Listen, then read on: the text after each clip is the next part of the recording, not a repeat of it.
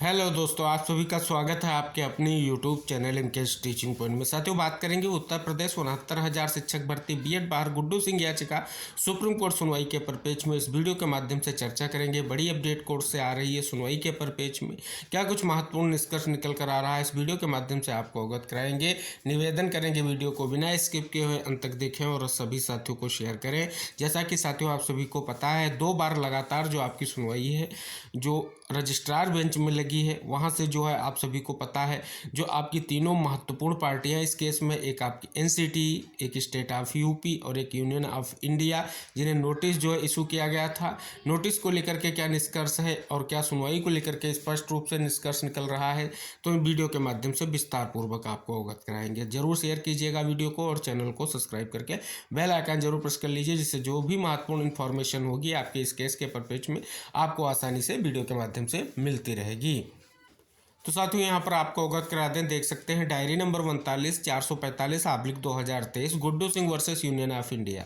देख सकते हैं साथियों, यहाँ पर एक बड़ी अपडेट आप सभी लोगों के लिए निकल कर आ चुकी है।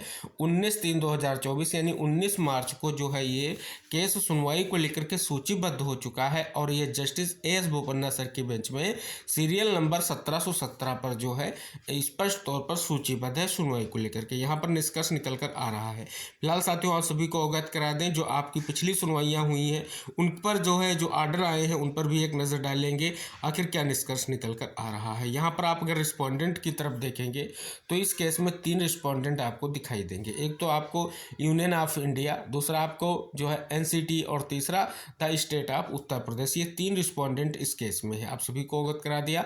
अब साथियों चलिए जानते हैं कि स्पष्ट तौर पर इसमें कुछ महत्वपूर्ण चीज़ें देख रहे हैं। सबसे पहले यहाँ पर जानेंगे कि टैग मैटर्स आखिर कौन कौन इस याचिका से हुए हैं। तो साथियों, सबसे पहले यहाँ पर आप देख रहे हैं मेन जो आपकी याचिका है यहाँ पर दिख जाएगी 39,445/2023 साथियों। इसके अलावा साथियों बात कर लें, इसमें कई सारे आईए जो हैं आप देख रहे हैं यहाँ पर है। और इसके अलावा अगर बात करें इसी केस में तो एक और आपको केस दिख जाएगा 45,129/2023। इसके अलावा 49,626/2023 और 29,50/2024। यहाँ पर आपको एक केस देखने को मिल रहा है Ram Milan versus union of India का। ये स्पष्ट हो रहा है, ये स्पष्ट तौर पर कहीं ना कहीं बहुत बड़ी स्थिति स्पष्ट हो रही है। अब साथियों, अगर लिस्टिंग डेट पर हम यहाँ पर जाएंगे जो कोर्ट की है, तो इसमें क्या निष्कर्ष निकल कर आ रहा है। तो साथियों, सारी लिस्टिंग डेट आपको इस होगा कि 13/10/2023 को इस केस की सुनवाई हुई और उसके बाद 31/10/2023 को सुनवाई हुई। तो जब 13/10 को हुई तो जस्टिस आपके अनिरुद्ध बोस और जस्टिस बेलाम त्रिवेदी मैम की सुनवाई हुई कोर्ट में। और उसके बाद दूसरी सुनवाई जो 31/10/2023 को, वो भी जो है अनिरुद्ध बोस और जस्टिस बेलाम त्रिवेदी की बेंच में ही हुई। इसके बाद साथियों बात कर लें 5 जनवरी को ये सुनवाई जो हुई बहुत ही महत्वपूर्ण हुई। इस ही सुनवाई में जो है कपिल सिब्बल सर ने ऐसे आर्गूमेंट किए जिसके कारण जो है नोटिस इशू किया गया। और साथियों ये सुनवाई हुई थी जस्टिस अनिरुद्ध बोस और जस्टिस संजय कौल सर की बेंच में सुनवाई हुई थी। इसके बाद साथियों जो ये सुनवाई हुई 23 तारीख को यानी 23 जनवरी को, ये रजिस्ट्रार बेंच में हुई। आप सभी को अवगत करा दें, यहाँ पर जो थी आपकी नोटिस को लेकर के स्थिति स्पष्ट होनी थी, जिसमें जो है 4 सप्ताह का समय एनसीटी ने लिया और इसके अलावा जो आपकी 2 और पार्टियां उनकी तरफ से कोई भी अपीयरेंस नहीं हुआ। इसके बाद साथियों ये फिर सुनवाई आपकी जो है 7 मार्च को भी हुई है। यहाँ पर भी आप देखेंगे एनसीटी ने फिर से समय मांगा, लेकिन साथियों किसी भी तरीके से किसी भी नोटिस को लेकर के कहीं ना कहीं स्थिति स्पष्ट नहीं हुई है। और यहाँ पर आप देख रहे हैं इसके अलावा ये जो आपकी सुनवाई हुई है तो आपकी जो हुई है जज आप सभी को दिख जाएगा, यानी लिस्ट इन कहाँ पर लिस्ट हुआ। और इस बार जो साथियों सुनवाई होने जा रही है, पहली बात तो यहाँ पर आप देख सकते हैं पर्पज क्या है, तो इसका ऑर्डिनरी है और ये सुनवाई चैम्बर में स्पष्ट तौर पर कहीं ना कहीं सूचीबद्ध हुई है। और इस बार ये सुनवाई जो है एस बोपन्ना सर की बेंच में सूचीबद्ध हुई है। तो यहाँ पर आप देख सकते हैं। इसके अलावा अगर आप देखेंगे तो कहीं ना कहीं स्पष्ट तौर पर आपको दिख जाएगा ये सुनवाई जो है स्थिति यही स्पष्ट हो रही है कि एक महत्वपूर्ण निष्कर्ष निकल कर आने वाला है। फिलहाल साथियों आप सभी को पता है यहाँ पर अन्य स्थितियाँ यही है कि 2 जो पार्टी हैं उन्होंने अपनी तरफ से अभी तक कोई अपीयरेंस कोर्ट में नहीं किया है, यानी यूनियन ऑफ इंडिया और स्टेट ऑफ यूपी की तरफ से। यानी 2 चीज़ें आपको स्पष्ट हो रही होंगी। केवल एनसीटी की तरफ से अपीयरेंस हुआ है, जैसा कि आप जो है दोनों जो आपके रजिस्ट्रार बेंच में जब सुनवाई हुई आदेश है उनमें स्पष्ट तौर पर ये आपको देखने को मिल रहा है।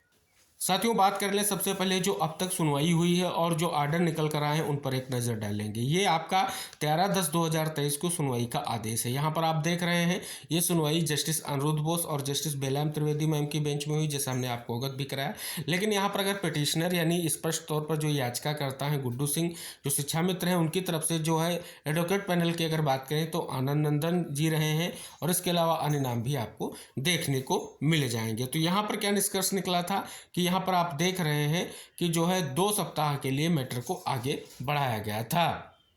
और इसके बाद साथियों आप सभी को अवगत करा दें ये सुनवाई जो है 31/10/2023 को हुई। तब भी जो है स्पष्ट हो रहा है कहीं ना कहीं एक बड़ी स्थिति आपको यहाँ को देखने को मिल जाएगी। जो है यहाँ पर एडवोकेट पैनल में पिटिशनर की तरफ से कपिल सिब्बल सर का नाम दिख जाएगा। तभी ये सुनवाई जो है सेम बेंच में हुई थी। यहाँ पर आप देख रहे हैं रिस्पोंडेंट की तरफ से भी कई सीनियर एडवोकेट के नाम आपको यहाँ पर दिख जाएंगे। तब भी जो है स्पष्ट तौर पर इस मैटर को आगे बढ़ाया गया था। इस सुनवाई में क्या हुआ था आप सभी को हम अवगत करा दें। ये जो सुनवाई हुई थी कपिल सिब्बल सर नहीं आए थे, लेकिन उनके जो स्पष्ट तौर पर जो आनंद नंदन एडवोकेट जी हैं उन्होंने कोर्ट से प्रे किया था कि जो है केस को स्पष्ट तौर पर कपिल सिब्बल सर को सुना जाए स्पष्ट रूप से, इसलिए जो है केस को आगे बढ़ाया गया था। इसके बाद साथियों यहाँ पर आप देख रहे हैं कि महत्वपूर्ण जो आदेश आप सभी के सामने है। ये जो सुनवाई हुई थी आपकी 5 जनवरी को ये आदेश आया था। यहाँ पर आप देख रहे हैं कि इसमें आइटम नंबर की बात की 37, 38, 62 जो है सभी कई सारी इसमें आपको दिख जाएंगी याचिकाएं जो कनेक्टेड है। इसमें जो है सुनवाई को लेकर के कपिल सिब्बल सर उपस्थित हुए थे और उन्होंने शानदार आर्गूमेंट किए थे और उनके अलावा मीनाक्षी अरोड़ा में भी इस जो है डेट में अपीयरेंस हुआ था और एक बड़ा निष्कर्ष निकला था। यहाँ पर आप देख रहे हैं बहुत सारे एडवोकेट के आपको नाम दिख जाएंगे और यहाँ पर नोटिस जो है इशू किया गया था और 2 सप्ताह में रिटर्नेबल जो है नोटिस स्पष्ट हुई थी। और यहाँ पर आप देख रहे हैं कि ऑफिस रिपोर्ट की बात भी 4/1/2024 की आपको बात की गई थी कि इसको लिस्टेड किया जाएगा आगे, ये स्पष्ट तौर पर इंगित किया गया था। तो सारी चीज़ें यहाँ पर स्पष्ट हो गई कि सारे मैटर जो है इससे टैग हो गए थे जो आपकी गुड्डू सिंह वाली याचिका है और इस पर जो है आगे सुनवाई होगी, इसलिए जो है कहीं ना कहीं नोटिस इशू किया गया था और जवाब मांगा गया था। आप सभी को पता है तीनों पार्टी जो आपकी यूनियन ऑफ इंडिया, एनसीटीई और तीसरी स्टेट ऑफ यूपी से कहीं ना कहीं यहाँ पर जो है स्पष्ट तौर पर जो है नोटिस इशू करते हुए जो आप सभी लोगों के द्वारा लिए जो स्पष्ट हो वो निष्कर्ष निकल कर आया, इसलिए नोटिस इशू की गई।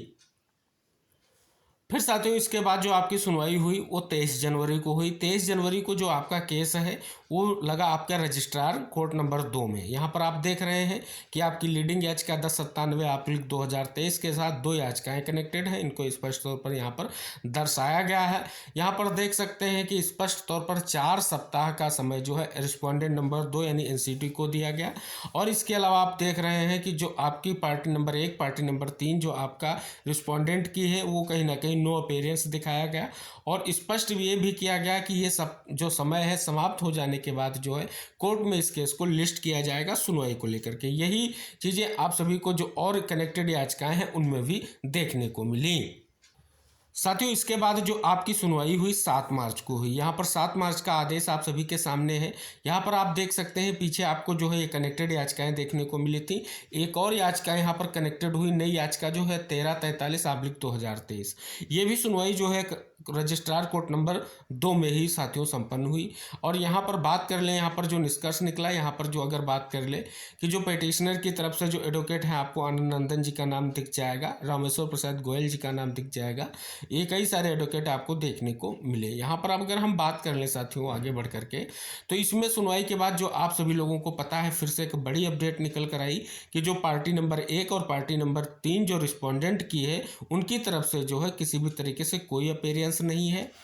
और ये लास्ट चांस दिया गया है एनसीटी को भी कि 4 सप्ताह में अपना जो है कहीं ना कहीं काउंटर फाइल करे, ये यहाँ पर स्पष्ट हो गया है। और ये समय समाप्त होने के बाद जो है ये सुनवाई जो है कोर्ट में जो है सूचीबद्ध की जाएगी। अब साथियों यहाँ पर निष्कर्ष निकल कर आ रहा है कि 7 मार्च को सुनवाई हुई थी और 4 सप्ताह का समय दिया गया था, तो आखिर ये सुनवाई फिर से क्यों सूचीबद्ध हो रही है जो कोर्ट में स्पष्ट हो रही है। तो साथियों यहाँ पर हम बात करते हैं जो आपकी सुप्रीम कोर्ट की 19 तारीख की कार्य लिस्ट है। कोर्ट नंबर 6 में जो आपके जस्टिस एस बोपन्ना सर की बेंच है उसमें सुनवाई को लेकर के मैटर्स जो लिस्टेड हुए हैं। यहाँ पर आप देख सकते हैं पहले तो आपके ट्रांसफर पिटीशंस की बात की गई है जो आपकी बेंच है वो 10:30 से कहीं ना कहीं केसों की सुनवाई करेगी। तो यहाँ पर आपको सारी चीज़ें दिख जाएंगी। अगर अपने केस की बात करें तो इसमें एक बड़ी स्थिति स्पष्ट हो रही है। यहाँ पर आप साथी देख रहे हैं कि यहाँ पर आप देख सकते हैं कई अन्य सारे केस भी आपको दिख जाएंगे अलग अलग कैटेगरी के। आप यहाँ से साथियों देख सकते हैं कि स्पष्ट तौर पर चैम्बर मैटर्स का जो है आपके कहीं ना कहीं सुनवाई को लेकर के स्थिति स्पष्ट की गई है। आप देख सकते हैं यहाँ पर स्पष्ट किया गया है कि आर्डर्स इनकम्प्लीट मैटर्स IAS और CRLMPs, यानी ये आप दिख जाएगा कि स्पष्ट तौर पर सुनवाई को लेकर के क्या स्थितियां दिख रही हैं। अब साथियों यहाँ पर बात कर ले जो आपका केस है उसको लेकर के क्या कुछ मैटर निष्कर्ष निकल कर आ रहा है आपकी काज लिस्ट से। तो काज लिस्ट में आपका जो केस है वो किस नंबर पर आपका सूचीबद्ध है, तो यहाँ पर आप देख सकते हैं 1717 नंबर पर वहाँ पर आपको दिख रहा था। यहाँ पर आप सभी का केस आ चुका है कि यहाँ पर देख सकते हैं 10/97/2023 Guddu Singh and others versus union of India की आज का आपको देखने को मिल जाएगी। अब साथियों यहाँ पर बात करने एक बड़ी चीज़ यहाँ पर दी गई है कि office report on default only WPC number 113/2024 bill will listed, ये भी आपको दिख जाएगा, यहाँ पर स्पष्ट हुआ है। और कहीं ना कहीं इस के साथ जो है आपको 113/2024 की भी स्थिति क्लियर हो जाएगी Ram Milan and others versus union of India की। तो साथियों ये जो आप सभी देख रहे हैं कि इसके साथ दो केसें को यहाँ पर स्पष्ट तौर पर कहीं ना कहीं लिस्टेड हुए हैं। तो ये साथियों जो आपकी WPC नंबर जो आपका 113/2024 भी ये लिस्टेड स्पष्ट तौर पर यहाँ पर कहीं ना कहीं दिखाया जा रहा है। Office report on default only ये कहीं ना कहीं आपको देखने को मिल रहा है। तो साथियों आप सभी को हमने सारे आर्डर्स अवगत कराए हैं जो अब तक जो है मेन आर्डर्स रहे हैं आपकी सुनवाई के। तो एक बार फिर से जो है साथियों यहाँ पर स्पष्ट हो रहा है कि NCT ने समय लिया है, तो अभी NCT की तरफ से कोई जवाब स्पष्ट तौर पर नहीं आने वाला है क्योंकि जो है 3 सप्ताह का समय फिर से दे दिया गया है। और दूसरी तरफ अभी जो आपके रिस्पॉन्डेंट नंबर 1 और रिस्पॉन्डेंट नंबर 3 जो पार्टी हैं उनकी तरफ से क्या अपीयरेंस है ये भी स्पष्ट हो रहा है। फिलहाल साथियों आप देख रहे हैं लगातार इस केस में IA डाली जा रही हैं और स्पष्ट तौर पर अन्य भी चीज़ें इस केस में कहीं ना कहीं स्पष्ट हो रही हैं और ऑफिस रिपोर्ट की भी बात की गई है। तो सारी चीज़ें आप सभी के सामने हैं। तो एक बार फिर से जो है केस सुनवाई को लेकर के सूचीबद्ध हुआ है। साथियों अब अगर स्पष्ट कर दे क्या इसमें कोई निष्कर्ष निकलेगा, तो साथियों जो भी चीज़ें हैं उन पर कहीं ना कहीं एक बार बेंच के सामने इसको स्पष्ट तौर पर कहीं ना कहीं कोर्ट के सामने आया है। अब सुनवाई के बाद जो भी निष्कर्ष निकल कर आएगा जरूर हम आप तक शेयर करेंगे। फिलहाल साथियों अभी स्पष्ट यही हो रहा है, एक बार कैसे लिस्ट हुआ है इसको एक बार कहीं ना कहीं कोर्ट के सामने इसलिए प्रेजेंट किया गया है। जो भी इसमें निष्कर्ष की स्तुतियां हैं कि न कि कोर्ट उस पर देखेगा, जस्टिस के माध्यम से कहीं ना कहीं स्पष्ट होगा। क्योंकि साथियों डबल बेंच में केस सुना गया है तो सिंगल बेंच में गया है, तो सिंगल बेंच में कुछ कहीं ना कहीं जो आपकी टैग याचिकाएं हैं उनको लेकर के कहीं ना कहीं कुछ स्पष्टीकरण इस केस को लेकर के होना है, इस वजह से ये निष्कर्ष लगा हुआ है। तो साथियों अगर बात करें तो अभी किसी भी तरीके से इस केस की कोई फाइनल बहस नहीं होने जा रही है। फिलहाल ये केस सूचीबद्ध हुआ है, सुनवाई के बाद निष्कर्ष निकल कर आएगा आखिर क्या की चीजें थी जिनको लेकर के केस की सुनवाई हुई है।